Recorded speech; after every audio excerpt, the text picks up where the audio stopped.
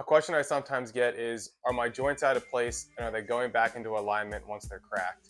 And the simple answer here is no, that doesn't happen. To start, any joint that's out of place would be considered a dislocated joint.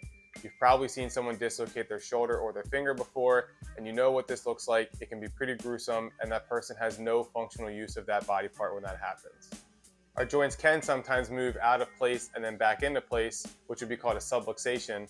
But at that point, the joint has already relocated itself and doesn't need to be realigned by cracking it.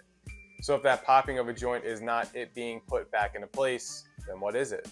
To start, this popping occurs in what are called synovial joints.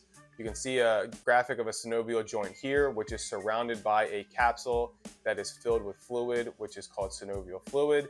And this fluid is used to keep the joint surfaces healthy and lubricated. When this joint is put into a position that would cause this popping or cracking noise, so it could be pulling on your finger or bending your finger, a negative pressure is built up and gases that are dissolved in this fluid are suddenly undissolved and they create a cavity. And when that cavity is formed, it creates that popping noise.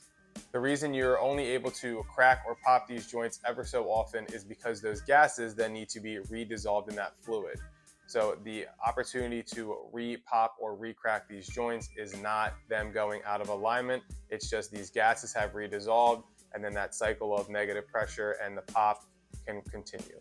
So despite what you may have heard or have been told, any popping in your neck, your back, elbow, shoulder, whatever joint you're feeling this sensation in, it is not going back into alignment because it's out of place. It's simply just this creation of a cavity in the joint via negative pressure.